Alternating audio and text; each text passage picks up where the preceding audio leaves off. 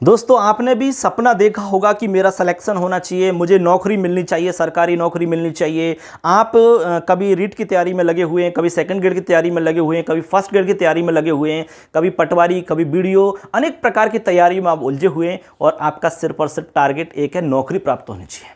तो दोस्तों मैं आपके साथ में कुछ यहाँ पर टिप्स के रूप में आपको मैं अनुभव शेयर करने वाला हूँ कि किस तरह तैयारी करके आप सिलेक्शन प्राप्त कर सकते हो, क्योंकि जो हमने तैयारी की थी वो तैयारी मैं आपको बता रहा हूँ। देखिए दोस्तों, तैयारी आप चाहे किसी की भी करो, ठीक है, वो तो आपने डिसाइड कर लिया होगा कि मुझे तैयारी किसके बारे में करनी है, लेकिन तैयारी करने का जो तरीका होता है ना, वही सबसे कमाल होता है। दोस्तों तैयारी तो सब करते हैं, आप जानते हो, जो किताबें आप पढ़ रहे हो वो सारे लोग पढ़ रहे हैं, उसमें कोई नया काम नहीं है, लेकिन फिर भी सिलेक्शन क्यों नहीं होता है? ये बात सोचने की है, ये बात विचारने की है। दोस्तों साइकोलॉजी तो आपने पढ़ी होगी, साइकोलॉजी ये कहता है कि किसी भी काम को आप व्यवस्थित तरीका से यदि करते हो तो कम समय में आप ज़्यादा लाभ प्राप्त कर सकते हो। जैसे मान लो कि कोई कमरा है, उस कमरे में आपने सामान को अस्त व्यस्त फेंक दिया और आप उसमें से फिर बाद में कोई सामान ढूंढ रहे हैं तो वो नहीं मिल रहा है आपको बहुत समय बीत गया लेकिन वो सामान नहीं मिल पा रहा है आपको। कारण ये है कि आपने वो सामान व्यवस्थित नहीं किया। इसी तरह से आपको हम ये बताना चाह रहे हैं कि जो कुछ आप पढ़ाई कर रहे हो, उस पढ़ाई की सामग्री को आप अपने मस्तिष्क में उसको व्यवस्थित तरीका से जमाइए, उसको फोल्डर वाइज जमाइए, क्योंकि तभी तो एग्जाम में काम आएगा। यदि आप अस्त व्यस्त तरीके से कमरे की तरफ फेंक दोगे तो वो चीजें आपके पास है तो सही, लेकिन वो समय पढ़ने पर आपको नहीं मिलेंगी, और जैसे ही वो समय निकल जाएगा तो ऑटोमेटिक वो मिल जाएंगी।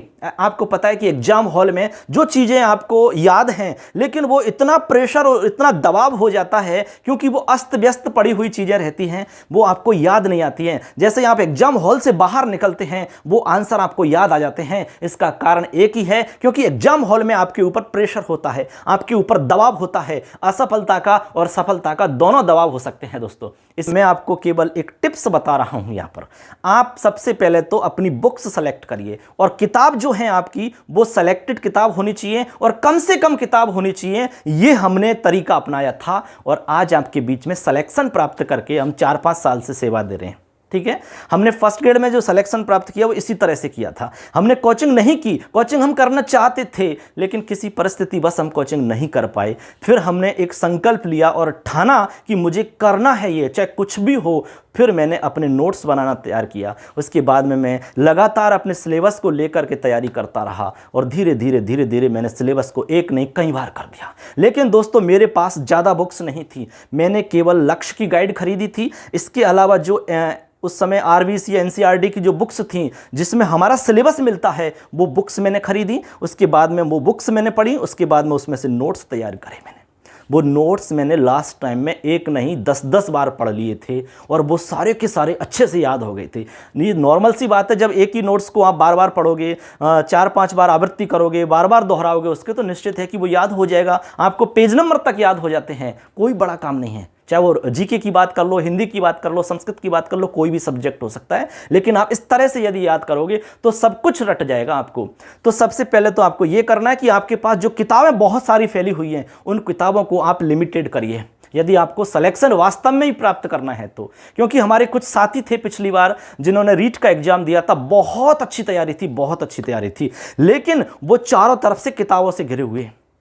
उनको खुद को पता नहीं कि मैंने कौन कौन सी किताबें पढ़ी थी। जब एग्जाम में प्रश्न आया तो वो इतने कंफ्यूजन में पड़ गए कि उनको ये पता नहीं कि इसका आंसर उस किताब में क्या था, और वो उलझ गए।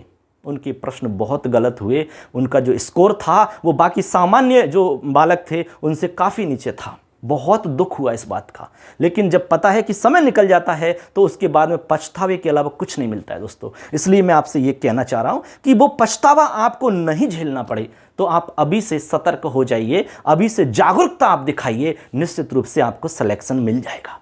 ठीक है, तो आप किताबें कम से कम रखो आपके पास, लेकिन अच्छी किताबें रखो, ज्यादा किताबें मत रखो। एक तो आप गाइड रखो, एक गाइड, कोई भी गाइड हो सकती है।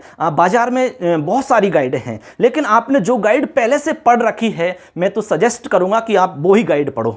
अलग से मैं गाइड नहीं बताऊंगा आपको, चाहे आप लक्ष्य की गाइड पढ़ो, चाहे दक्ष की पढ़ो, चाहे राय की पढ़ो, पेनोरमा की पढ़ो, कोई सी भी गाइड पढ़ो, लेकिन एक गाइड रखो अपने पास। उसके बाद में कुछ रेफरेंस बुक रखिए आप। ठीक है। सब्जेक्ट के हिसाब से कुछ रेफरेंस बुक आप रख सकते हैं, जैसे एनसीईआरटी की बुक्स आप रख सकते हैं, चाहे आप रीट की तैयारी करो, चाहे आप सेकंड ग्रेड की तैयारी करो, चाहे आप फर्स्ट ग्रेड की तैयारी करो। एनसीईआरटी की बुक्स रखिए आप, साइकोलॉजी की बुक्स मिलती हैं वो रखिए आप, इसके अलावा एसएसटी वगैरह, हिस्ट्री वगैरह वो बुक्स रखिए, उनको आप पढ़िए अच्छे से और उनके नोट्स तैयार करिए आप खुद। उस नोट्स को आप लास्ट टाइम में बार बार पढ़ते रहिए, बार बार पढ़ते रहिए, और गाइड को एक बार ढंग से पढ़ लीजिए, और पढ़ते समय जो इंपॉर्टेंट होता है उसको अंडरलाइन कर लीजिए, क्योंकि गाइड जो होती है बहुत बहुत मोटी होती है। उस गाइड को आप दोबारा से उस तरीका से नहीं पढ़ सकते जिस तरह से आपने पहली बार पढ़ा था। तो तरीका यही है कि उसको अंडरलाइन करो, या तो लाल पेन से या हाइलाइटर से या पेंसिल से, ठीक है। फिर उसके बाद में जब दोबारा आप पढ़ोगे उसको, तो केवल उन अंडरलाइंस को आपको पढ़ना है, क्योंकि अंडरलाइन आपने वही की है जो इंपॉर्टेंट लग रहा था आपको, और बाकी सामान्य बातें थी उसको पढ़ने की आवश्यकता है ही नहीं आपको। तो एक पन्ने में कुछ 4-5 लाइनें आपकी इंपॉर्टेंट निकलेंगी, उनको आप पढ़ लीजिए, रिवीजन हो जाएगा आपका 2 बार 3 बार 4 बार, ऐसे करके आपके दिमाग में वो सारी चीज़ें फिट हो जाएंगी। बिल्कुल आपको एकदम टॉपिक वाइज दिमाग में फिट कर लेना है। फिर देखिए सिलेक्शन क्यों नहीं होगा, गारंटी दे रहे सिलेक्शन बिल्कुल हो जाएगा आपका। हमने इसी तरह से तैयारी करी दोस्तों, और हमारा सिलेक्शन हो गया। जॉब में रहते हुए हमने तैयारी करी, पहले हम थर्ड ग्रेड में थे, उसमें लगभग 4-5 साल हमने नौकरी की, फिर उसी बीच में हमने तैयारी स्टार्ट करी, फर्स्ट ग्रेड की जगह आ गई थी तो हमने तैयारी करी, और तैयारी जो हम बता रहे हैं उसी तरह से करी हमने। केवल लक्ष्य की हमारे पास गाइड थी, इसके अलावा जो राजस्थान बोर्ड की उस समय किताबें चलती वो हमारे पास थी, इसके अलावा कुछ 1-2 बुक्स और थी, जैसे साइंस की हमने बुक्स ली थी, इसके अलावा गणित की हमने बुक्स ली थी, स्कूल मैनेजमेंट की 2 किताबें थी हमारे पास। ऐसे करके हमने 4-5 किताबें थी टोटल, बस एक बैग था, उस बैग में इतनी सारी किताब, इसके अलावा और कुछ नहीं था, लेकिन हम उनको रोज पढ़ते थे डेली, और उसी के दम पर हम सेलेक्ट हो गए उसमें। तो हम वो ही अनुभव आपको बता रहे हैं कि आप यदि ऐसा करोगे तो निश्चित रूप से आप भी सिलेक्शन को प्राप्त कर सकते हो, क्योंकि आज जो समय है इतना उलझन भरा समय है, इतनी सारी किताबें बाजार में हैं कि बच्चे को ये समझ में नहीं आता है कि मैं इस टॉपिक की किताब को, कौन सी बुक्स को पढूं, मैं किस राइटर की किताब को मैं पढूं, कुछ भी समझ में नहीं आ रहा है उसके। आप राजस्थान जीके की किताब देखने जाओगे तो आपको 50-100 राइटर की बुक्स मिल जाएंगी। देखिए कौन सी किताब पढ़ोगे आप बताइए। फिर आप पूछते हैं, दोस्त को फ़ोन करके पूछते हैं, यार यार बताना जीके की राजस्थान वाली कौन सी किताब अच्छी रहेगी, अरे साइकोलॉजी की बताओ ना यार, धीर सिंह जी की लें या आप इसकी वंदना जादव जी की पढ़ें, या कौन सी पढ़ें किताब बताइए आप अच्छी सी किताब। दोस्तों किताबें सब लगभग समान होती हैं, उनमें कोई ज़्यादा अंतर नहीं होता है, क्योंकि हर किताब जो बनती है वो सिलेबस के अकॉर्डिंग तो बनती है, वो समझ में कितनी आ रही है आपको, वो है मेन बात। जैसे साइकोलॉजी की बात करें, मान लो साइकोलॉजी की बुक्स तो बहुत सारी हैं बाजार में, साइकोलॉजी की बुक्स में वो ही मैटर है जो सभी बुक्सों में है। अधिगम पढ़ोगे तो अधिगम में वो सारे अधिगम आपको मिलेंगे, सिद्धांत आपको मिलेंगे, ठीक है, जो भी मैटर है वो सब जगह मिल जाएगा आपको, परिभाषाएं सब जगह मिल जाएंगी। अंतर कहाँ है बताइए आप, अंतर कहाँ पर है? बात है केवल समझने की। यदि वो टॉपिक आपको समझ में आ जाता है तो प्रश्न किसी भी रूप में आए आप उसको सॉल्व कर लोगे और वही किताब आपको अच्छी लगेगी। तो आपको मेन बात है उसको समझने पे जोर देना है, और जो फैक्ट हैं कुछ उनको रटने पे जोर देना है, बाकी और कोई तरीका नहीं है। लेकिन आपको संकल्प करना है कि मुझे सेलेक्ट होना है और मुझे तैयारी करनी है, चाहे गर्मी हो, चाहे मौसम कैसा भी हो, चाहे कोई किधर भी जा रहा हो, चाहे लोग मस्ती कर रहे हों, चाहे कोई लोग शादी में जा रहे हों, कहीं पर भी जा रहे हैं, कुछ भी कर रहे हैं, लेकिन आप अपने आप को एक जगह फिक्स कर लो, कमरे के अंदर तैयारी और सिर्फ तैयारी। तो इस तरह से यदि आपको सिलेक्शन प्राप्त करना है तो आपको जो समय लोग खराब कर रहे हैं वहां से आपको समय बचाना होगा, तभी जाकर के आप लोगों से आगे निकल सकते हो। नहीं तो आपको पता है कि जो समय आपके पास है वो समय सब लोगों के पास है, जो बुक्स आपके पास हैं वो सब लोगों के पास हैं। स्मार्ट बनो, स्मार्ट बनो, चालाकी करो आप। यदि आपको इस प्रतियोगी परीक्षाओं में निकलना है तो सिर्फ चालाकी के दम पे निकल सकते हो दोस्तों, नहीं तो वही फिर पछतावा हमें, फिर वही तैयारी दोबारा से, वही राजस्थान का जीके, वही नदी नाले तूफान वगैरह सब आपको पढ़ने पड़ेंगे। और एक ही बात को दोबारा बार बार पढ़ते हैं तो हर आदमी बोर हो जाता है दोस्तों। इसलिए मैं तो ये कहना चाहता हूं कि एक ही बार दम लगा के तैयारी करो, पूरी ताकत लगा दो आप, जितनी आप तैयारी कर सकते हो ऐसे तैयारी करो कि दोबारा मुझे तैयारी करनी ही नहीं है। फिर देखिए सिलेक्शन होगा। ईमानदारी से तैयारी करोगे तो जरूर सिलेक्शन होगा दोस्तों। टाइम खराब मत करो, बस जहां से भी टाइम मिल रहा है पढ़ाई करो, बस चाहे आपके पास कहीं 10 मिनट मिल गई तो 10 मिनट पढ़ाई कर लो आप, 15 मिनट आपको मिली 15 मिनट पढ़ाई की बात करो, दोस्त मिल गए कहीं तो दोस्तों से पढ़ाई की बात करो आप, चाहे दोस्तों को बुरा लगे कुछ भी लगे, 1 साल आप इस तरह से अपने आप को मतलब वो करिए एडजस्ट, फिर देखिए सिलेक्शन हो जाएगा आपका, कोई दिक्कत नहीं आएगी।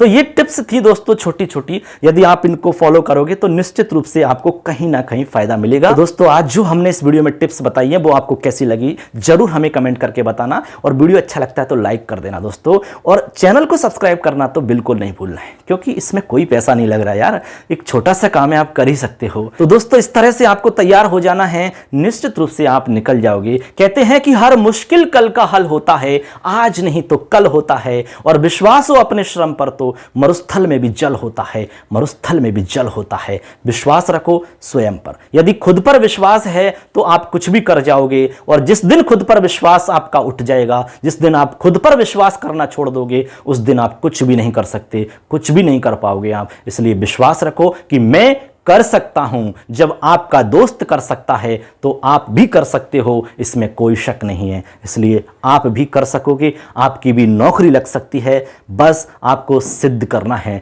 लोगों को साबित करके दिखाना है। इसके लिए आपको प्रयास लगातार करना है, लगातार लगे रहो, लगातार लगे रहो, बस तैयारी करते रहो। आपको कोई सवाल या कोई डाउट, किसी भी तरह का प्रश्न आपको पूछना है तो कमेंट में जाइए, सवाल करके फटाफट उस पर हम वीडियो बनाएंगे, निश्चित रूप से आपको बताएंगे। ठीक है, धन्यवाद दोस्तों, जय हिंद, वंदे मातरम।